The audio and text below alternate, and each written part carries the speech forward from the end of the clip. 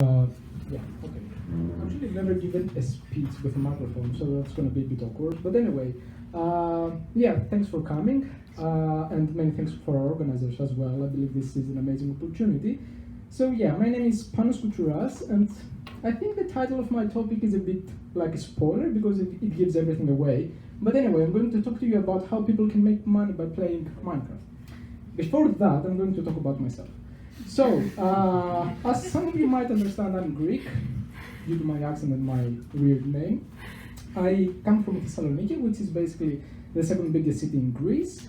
I studied information technology over there, which is very technical and very interesting, but a bit boring as well. And because I was always interested in how people communicate with devices and how people use technologies, I decided to go to York, which is an amazing city with a lot of chocolate, and there I studied human-centered interactive technologies, or human-computer interaction in some other universities. Anyway, it was there that I think that I got hooked with the academia doing research. And because of that, I decided to do a PhD, something that some people consider crazy, but I just enjoyed it. So I was thinking a lot about what I enjoy doing in my life, because PhD and something that we don't enjoy doesn't end well, most of the times. Anyway, I like video games, I like humans, kind of. I like technology, so I came to Nottingham, and more precisely to the Horizon Center for Doctoral Training, to do my PhD in the MRL, Mixed Reality Lab. Back to games. So, Minecraft. Minecraft is a very popular game. I presume most of you know it, some of you might have played it, but it's not the only game out there that revolves around the aspect of creating something in the game and sharing that something with people, with the community.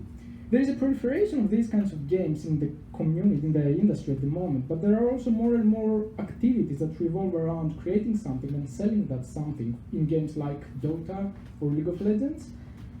But someone might ask, so what? And this is the wrong use of the meme, I know, but I couldn't come up with something better. But anyway, so what? Why should we care about Minecraft? Well, Minecraft is popular, some people would say. But it's not just popular, it's more like a phenomenon. There are tons of merchandise about Minecraft. Minecraft is used in education, but more importantly, I would say Minecraft has been very, very successful in the sense that it has sold more than 70 million copies, and there are more than 100 billion subscribers, and Microsoft paid $2.5 billion to get it.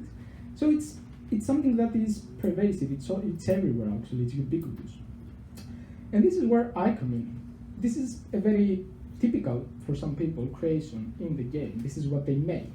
And even though it's not very clear in this projector, we can see that this is more like an island that has a lot of details, like it has a volcano, the volcano has some sort of smoke coming out of it, it has ships, it has many interesting things.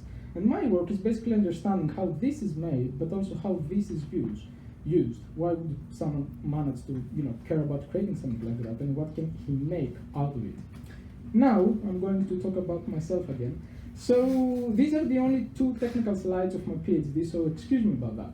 So, what I'm doing, the methodology that I'm doing is called ethnography. Ethnography.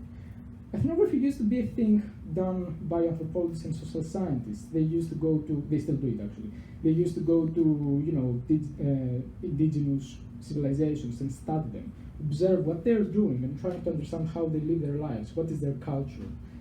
And given that we go through the digital era, we're going through a digital revolution basically, there are many communities at the moment that are taking place in the digital. Someone might say that, the digital is not real, but the reality is it is real because people collaborate in it, people interact with each other and they socialize with each other.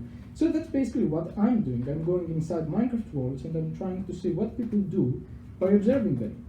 But that is not always easy. Many of the daily activities we do, like queuing, end up being very complex. In order to do some queuing, you need to find the till that corresponds to your cause, you need to find the last person in the queue, you need to get at that place. But, if someone wants to skip the queue, there are many interactions involved in trying to bring order to that person trying to skip the queue. So trying to understand what people do in the game, how people collaborate in the game, can be relatively complex because most of us don't know anything about it. Enough about me. This is the game. The game has two modes. People can play the game in the survival mode, where they basically need to gather material by mining, and create stuff by using those materials. But there is also that creative mode where basically people have limitless resources and they can do whatever they want with these resources. In both cases, though, people need to gather blocks. They need to create something with those blocks. And the game has been around for 7 years, and in all those 7 years, you can imagine that there has been a lot of mining. And when there is a lot of mining, occasionally people strike gold. And this is what happened, almost in a literal sense. People were very interested in it. More and more players got interested in it. Billions of dollars were being exchanged because of Minecraft. Millions of people were playing Minecraft. So some people end up finding ways of getting to do business through the game. The main business they are doing basically is there is an individual who is interested in getting a Minecraft map, any kind of map. And then there are some people who are interested in selling their services for creating said map. And this is what leads us to this. This is a very, very simple, I would say very, very, very simple actually, diagram that depicts the commissioning market that exists in the game. There are clients. The clients who are interested in paying for a Minecraft map. There are the contractors, who are the ones who have all the client base available in their hands, and they try to get all the commissions from the clients, but there are also some builders, who are the actual workers of the community. They do the work.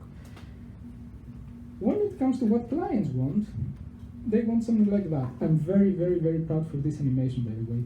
Anyway, this is what clients want. This is, does anyone know Tomorrowland by Disney? No. Oh, some people know. Anyway, so one of the clients that I'm aware of is Disney. Disney wanted to have this created. And they wanted to have this created because they wanted to promote Tomorrowland. So what they did is that they paid a few $1,000 to the team, Blockworks, who created this particular thing.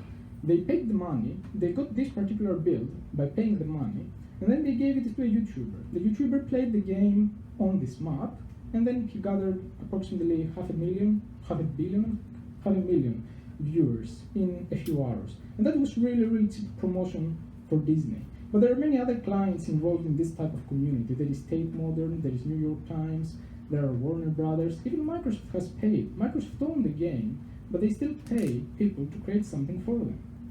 When it comes to contractors now, contractors are a bit less fun, some would say. So basically what they're trying to do is that they're trying to gather the attention of the clients. They post on social networks and they try to promote the work that all their builders are doing. And they do it either by posting on forums or by posting on Twitter and basically trying to get as much attention as possible. And then they use some tools in order to delegate tasks. They either pick builders in their building teams, or they just give commissions away almost for free, being like, I have this commission, if someone wants to do it, just claim it. Builders. So this is what it means to be a builder. You go inside the world is empty, but you need to create something. So this particular build was commissioned for approximately $1,000. And I believe there were 8 builders involved in it. So each one of them had to pick a specific place inside that world and create something that was going to be delivered afterwards to the client. But talking about a game that is about building and not giving more information about building would be a bit pointless. So let's go into that a little bit more.